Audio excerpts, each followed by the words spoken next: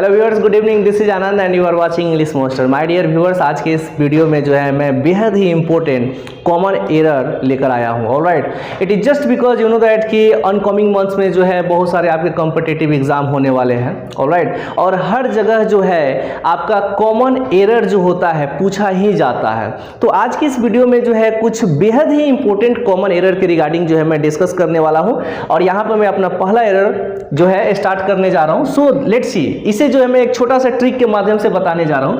इस पॉइंट्स को आप याद रखिएगा, 3E and then after S.V. Alright, 3E stands for what? तो 3E stands for each, every and either. Is it clear? I hope कि अब आपको एक क्लियर कंसेप्ट मिला होगा कि 3E का मतलब है ईच, ईदर, एवरी। ऑलराइट, और यहां पर S.V का मतलब है singular verb. Is it clear? अब मैं कहना क्या चाहता हूं, तो actually you know well that कि जब भी आप एक सेंटेंस का निर्माण करते हैं जनरली, तो आप आप तीन जो है वर्ड को एक साथ असेंबल करते हैं। Is it clear? आप जो एक सेंटेंस के निर्माण में आप क्या क्या लेते हो जनरली? एक सब्जेक्ट, एक verb and then after object. आपका सब्जेक्ट बनने का हक हमेशा किसको होता है? या तो नाउन को या तो प्रोनाउन को। एंड देन आफ्टर ये नाउन आगे चलकर आपका सिंगुलर होगा या plural. Is it clear? Pronoun भी आपका क्या हो सकता है? सिंगुलर और प्लूरल। और इसी तरह हमारा वर्ब का भी जो है यहां पर कॉन्फ्लुएंस देखने को मिलेगा, सिंगुलर और प्लूरल। तो ये इस टॉपिक में मैं आपको बताना क्या चाहता हूं कि अगर किसी भी वाक्य में आपका सब्जेक्ट ये तीनों वर्ड में से कोई एक बनकर आ गया, तो आगे आपको हमेशा डैम श्योर है, 100% याद रखिएगा कि आपका वर्ब जो होगा सिंगुलर होगा। जैसे देखिए, यदि मैंने एक सेंटेंस लिखा, each of you is lazy. Is it clear? अब आप यहां पर देखो, मैंने सेंटेंस में ईच यूज किया है, यहां पर वर्ब मैंने जो है क्या यूज किया? इज। एक और पॉइंट्स मैं बता दूं, जो स्टूडेंट जिन लोगों को भी जो है ईच के रिगार्डिंग अगर नॉलेज ना होगा, तो जनरली ये वर्ब भरने से पहले क्लोज सब्जेक्ट को फोकस करेंगे और वो सोचेंगे कि यहाँ पर वर्ब जो है ना एप्रोप्रिएट आर दिखाई दे रहा है, but it is not at all. Let me tell you that my dear students, ये यहाँ पर जो है ना ये तीनों वर्ड मिलकर सब्जेक्ट बने हैं, जिसमें ईच आपका रूट वर्ड है, मेन वर्ड है, सॉरी, ऑफ आपका फ्रेज है, और यू जो है ना ऑब्जेक्टिव केस में है। कौन से केस में है? ऑब्जेक्टिव केस में। ये आपका प्रीपोजिशन हो गया, ईच आपका जो है प्रोनाउन हो गया। Is it clear? ये तीनों वर्ड मिलकर जो है आपके वाक्य का जो है क्या बने हैं? सब्जेक्ट बने हैं। यू कौन से केस में है? ऑब्जेक्टिव केस में। और आप अच्छे से जानते हैं एक वर्ब का सिलेक्शन जो होता है ना, हम सब्जेक्ट के अकॉर्डिंग करते हैं, ना कि ऑब्जेक्ट के अकॉर्डिंग। सो रिमेंबर दैट यहां आने वाला प्रोनाउन एक तो प्लूरल केस से होता है, दूसरा चीज ऑब्जेक्टिव केस से होता है। तो आपको ईच के साथ हमेशा वर्ब क्या यूज करना है? Singular. The next one is that either. Is it okay? इन लोगों में संख्या का बस डिफरेंसेस होता है। ईदर अगर आपके वाक्य का सब्जेक्ट बन जाए, जैसे either of this girls alright is beautiful. Alright, is beautiful. Either of this girls is beautiful. अब आप यहां पर अगर इस वर्ड्स को देखकर वर्ब को जो है यहां पर फिल करना चाहोगे, सो डैम श्योर है कि गलत हो जाएगा, क्योंकि ईदर, ईच के बाद आने वाला जो प्रोनाउन होगा या अगला नाउन होगा वो ऑब्जेक्टिव केस में होते हैं। कौन से केस में होते हैं? ऑब्जेक्टिव केस में। तो ईदर के अकॉर्डिंग यहां पर हमने वर्ब क्या यूज किया? इज। Is it clear? इसी तरह से आपका एवरी वर्ड है। Is it clear? तो एवरी वर्ड जो है, मैं अभी डिफरेंसेस भी बता दे रहा हूं कि ईच और एवरी में क्या डिफरेंसेस है। अब जैसे यह आ जाए कि every student is honest. Alright, every student is honest. अब यहाँ पर आप देख रहे हैं कि यहाँ पर जो आपका सब्जेक्ट है वो क्या है? ऐसे तो ये दोनों हैं, ठीक है, लेकिन इस नाउन के पहले आपका कौन सा वर्ड दिखाई दे रहा है? एवरी, और ये जो है सिंगुलर वर्ब को फॉलो करता है। सो रिमेंबर गाइज, यहाँ पर इस ट्रिक में मैं आपको यही याद कराना चाहता हूँ कि ट्रिपल ई जो है यानी ईच, ईदर और एवरी, ये हमेशा जो है आपको एज ए सब्जेक्ट के रूप में सिंगुलर होते हैं और सिंगुलर वर्ब को फॉलो करते हैं। एक छोटा सा क्वेश्चन कि क्या डिफरेंसेस होते हैं ईच और एवरी में। ओके, तो मैं आपको बता दूं कि ईच को आप दो तरह से कम यूज कर सकते हैं। ये प्रोनाउन के रूप में भी यूज हो सकता है और एडजेक्टिव के रूप में। ओके, तो ये प्रोनाउन या एडजेक्टिव जिस रूप में भी यूज हो जाए, अगर ये किसी वाक्य का सब्जेक्ट बनेगा तो डैम श्योर है कि उसके साथ आपका वर्ब सिंगुलर होगा। और एवरी जो है ना, ये आपका प्रोनाउन ये आपका जो होता है सिर्फ और सिर्फ एडजेक्टिव होता है। Is it clear? दूसरा, ईच का प्रयोग जो होता है आप दो के लिए, जब संख्या दो हो, चाहे किसी व्यक्ति या वस्तु का, तो उसके लिए कर सकते हैं। लेकिन एवरी का प्रयोग आप दो के लिए नहीं करते हैं, हमेशा दो से ज़्यादा के लिए करते हैं। तीसरा, इनमें अंतर क्या होता है? तो ईच एक निश्चित संख्या को दिखाता है।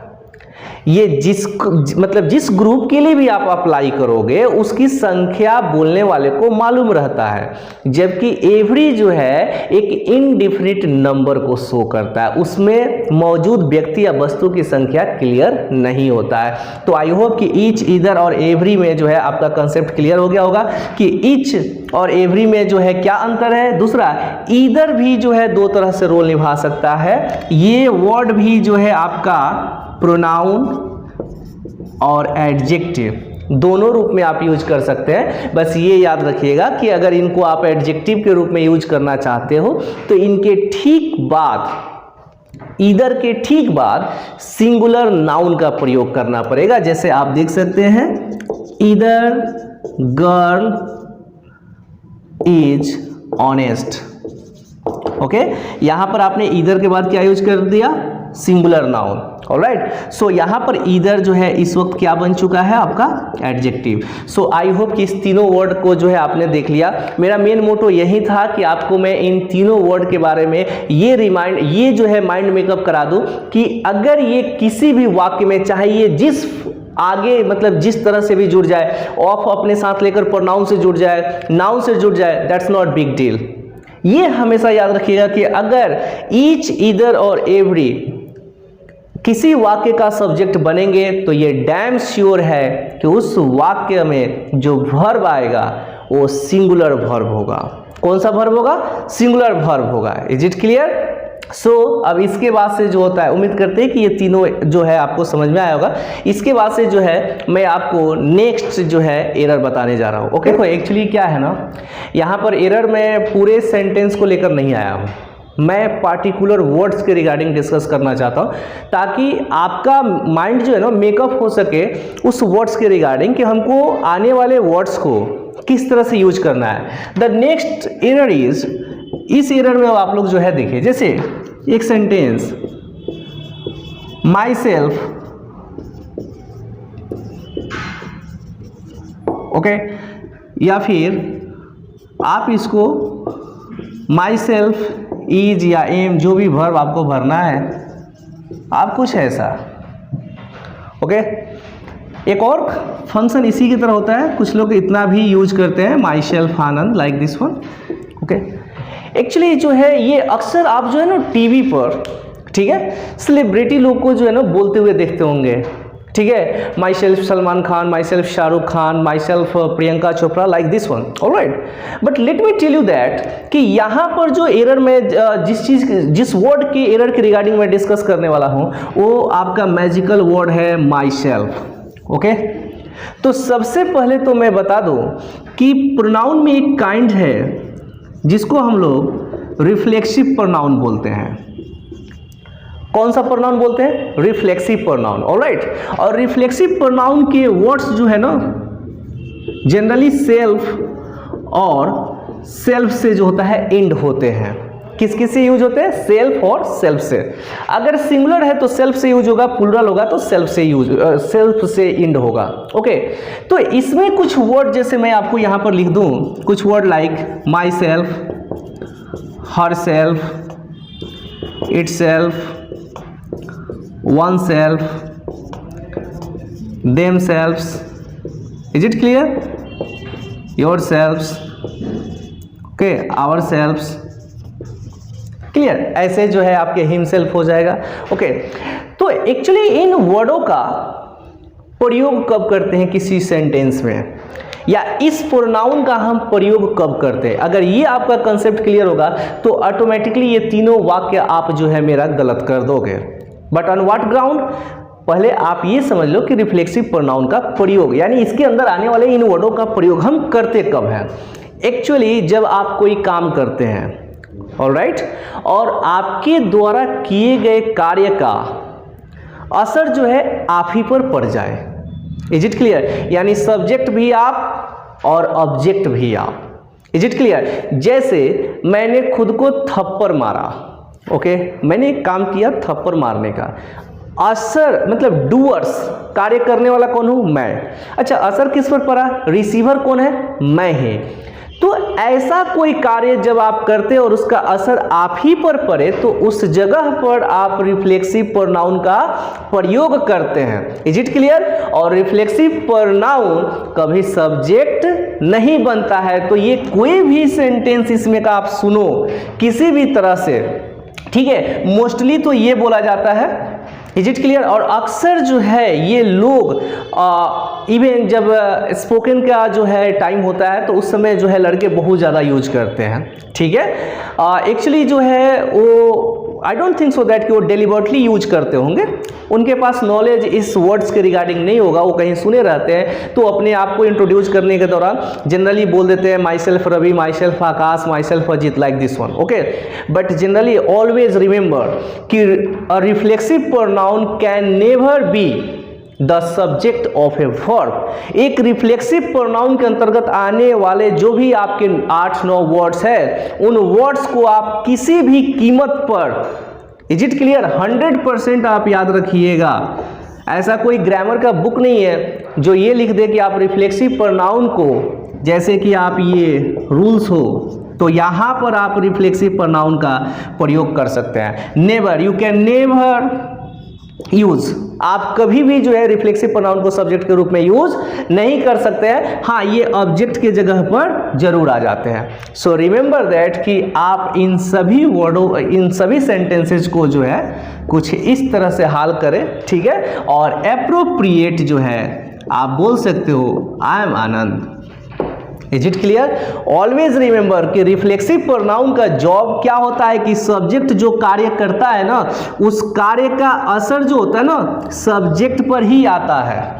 इज इट क्लियर, वो किसी और के ऊपर पास ओवर नहीं होता है। जैसे ही शूट हिमसेल्फ, ठीक है, उसने एक काम किया शूट करने का, असर किस पर पड़ा, खुद पर।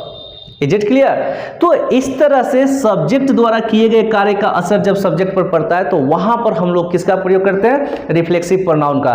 तो उम्मीद करते हैं सेकेंड नंबर एरर भी जो है आपका क्या हो गया होगा, क्लियर हो गया होगा कि इसमें आपने क्या सीखा कि रिफ्लेक्सिव प्रोनाउन के अंतर्गत सबसे पहले इनके वर्ड्स की आइडेंटिफिकेशन क्या है। तो नॉर्मली जो वर्ड सिंगुलर होगा वो सेल्फ से एंड होगा, और जो वर्ड प्लूरल होगा वो सेल्फ से एंड होगा।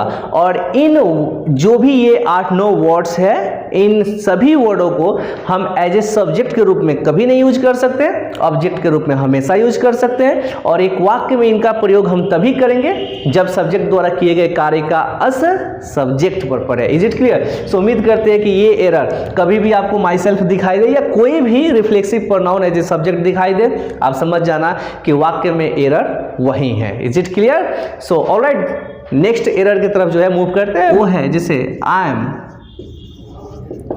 Going to home. एक नॉर्मल सा वाक्य है, ठीक है, मैंने आपको पहले ही बोला कि मैं बहुत बड़े बड़े जो है सेंटेंस लेकर नहीं आ रहा हूं जहां आपको उसका मीनिंग समझने में प्रॉब्लम हो, हर एक वर्ड में प्रॉब्लम होने लगे। आप पार्टिकुलर वर्ड्स पर जो है फोकस करो and you won't believe that कि मैं एक लंबा सीरीज जो है एरर के ऊपर चलाऊंगा जहां मेजर पार्ट ऑफ ग्रामर का जो है एरर आप कंप्लीट करोगे। यहाँ पर एक और वर्ड है जिसमें प्रॉब्लम है, उसके यूजेस जो है आपको जानना है। I am going to home, sentence के इस पार्ट तक जो है कोई एरर नहीं दिखाई दे रहा है। आई एम गोइंग टू, एक वर्ड यहाँ पर होम आया है, ऑलराइट। तो थोड़ा सा इसको जो है ना पार्ट्स ऑफ स्पीच के रिगार्डिंग आप में से बहुत लोग ऐसा भी होंगे जो इस सेंटेंस को सही बोले होंगे या सही सोच रहे होंगे कि सही तो है, इसमें कोई एरर नहीं है, but let me tell you something which is very very important for you. ये होम वर्ड पे पार्टिकुलर जो है आपको थोड़ा सा फोकस करना है। ये एक वर्ड है, तो ये पार्ट्स ऑफ स्पीच के फैमिली से बिलोंग करता है। कहाँ से बिलोंग करता है? Parts of. कोई भी independent word parts of speech के फैमिली से ही बिलोंग करेगा। लेकिन इस वर्ड को जो है ना आप दो तरह से यूज करते हो। Is it clear? पहला, आप इस वर्ड को एडवर्ब के रूप में यूज करते हो। किस रूप में यूज करते हो? एडवर्ब के रूप में। और दूसरा, इस वर्ड को जो है आप नाउन के रूप में यूज कर सकते हो। किस रूप में यूज कर सकते हैं? नाउन को। बट रिमेंबर दैट इस वर्ड को डायरेक्टली आप नाउन के रूप में यूज नहीं कर सकते हैं, आपको इस वर्ड को नाउन बनाना पड़ता है। तो नाउन बनाने के लिए जो है ना, इस वर्ड के पहले आप यूज करते हो पजेसिव केस। ठीक है, पजेसिव एडजेक्टिव भी मैं लिख दे रहा हूं। ठीक है, जैसे मैं बता रहा हूं कैसे। आपने बोला my home, is it clear? तो ये वर्ड पजेसिव एडजेक्टिव है। क्या है? Possessive adjective. और इसका हमेशा एट्रीब्यूटिव यूज होता है। 100% याद रखिएगा कि जिस वाक्य में भी माई वर्ड यूज हुआ उसके बाद इसको नाउन एट एनी कॉस्ट चाहिए। तो माई और ये बन गया आपका होम। तो यहां पर ये वर्ड जो है क्या बना? Noun. Is it okay? His home. तो यहां पर भी ये क्या बना है? Noun. Her home. Is it clear? तो जब भी आप होम वर्ड के पहले पजेसिव एडजेक्टिव का प्रयोग किए, वहां पर होम वर्ड जो है आपका नाउन बन जाएगा। और जब पजेसिव एडजेक्टिव नहीं रहेगा तो सामान्यतः इसका यूज हम लोग एज एन एडवर्ब के रूप में यूज करते हैं। ओके, तो अब यहां पर क्या प्रॉब्लम है? तो प्रॉब्लम ये है कि अब थोड़ा सा यहां पर फोकस कीजिएगा कि ये बीच में एक वर्ड दिखाई दे रहा है और ये word parts of a speech से सामान्यतः प्रीपोजिशन होता है। क्या होता है? प्रीपोजिशन। और आप अच्छे से जानते हैं कि एक प्रीपोजिशन के बाद से नाउन का प्रयोग होता है। तो होम वर्ड नाउन तो बना नहीं है, इसको नाउन बनाने के लिए हमें कोई ना कोई क्या यूज करना पड़ेगा? Possessive adjective. तो अगर इसको सही करना है तो हम लोग दो तरीका से सही कर सकते हैं। या तो हम इस वर्ड को जो है ऐसे लिख दें कि आई एम गोइंग होम। तो यहां पर होम वर्ड जो है ना एडवर्ब का रोल निभा दिया। Is it clear? मैं जा रहा हूं कहां? तो घर। तो यहां पर होम वर्ड जो है एडवर्ब का रोल। जब तक ये एडवर्ब बनेगा प्रीपोजिशन इसके पहले यूज नहीं होगा। अगर आप प्रीपोजिशन यूज करना चाहते हो तो इस होम वर्ड को किसके फैमिली में ले जाना पड़ेगा? नाउन के फैमिली में। और नाउन के फैमिली में ले जाने के लिए इसके पहले हम लोगों को कोई ना कोई पजेसिव एडजेक्टिव का प्रयोग करना पड़ेगा। तो अगर आप प्रीपोजिशन का यूज करके बनाना चाहते हो तो भी बना सकते हो। बस सेंटेंस ये होगा कि आप कोई पजेसिव एडजेक्टिव ले लो, जैसे I am going to my home कर दो, या फिर इस माई की जगह पर आप योर होम कर सकते हैं। Is it clear? या हर होम कर सकते हैं। ऐसा कोई ना कोई पजेसिव एडजेक्टिव आपको यूज करना पड़ेगा एंड ओनली देन होम जो है आपका क्या बनेगा? नाउन। और तभी आप इसके पहले क्या यूज कर सकते हैं? टू। अदरवाइज इसको अगर आपने प्रीपोजिशन बनाकर चला तो होम एज एन एडवर्ब के रूप में कभी यूज नहीं हो सकता। उम्मीद करते हैं ये छोटा सा सीरीज जो है आपको जरूर पसंद आया होगा। आगे जो है मैं इससे भी जो है खूबसूरत जो है आपके एरर लेकर आने वाला हूँ, इससे भी ज़्यादा यूज्ड एरर। आज जो है बस मैंने कोशिश किया कि आप लोग जो है थोड़ा सा इसमें जो है you must take delight in it, थोड़ा सा इसमें जो है आप मजा लो। एंड दैट्स वाई मैंने बहुत ही कम एरर आज की इस वीडियो में जो है बताया, बट नेक्स्ट वीडियो में जो है मोर देन 20 एरर्स जो है लेकर आऊँगा। Till then bye, enjoy yourself.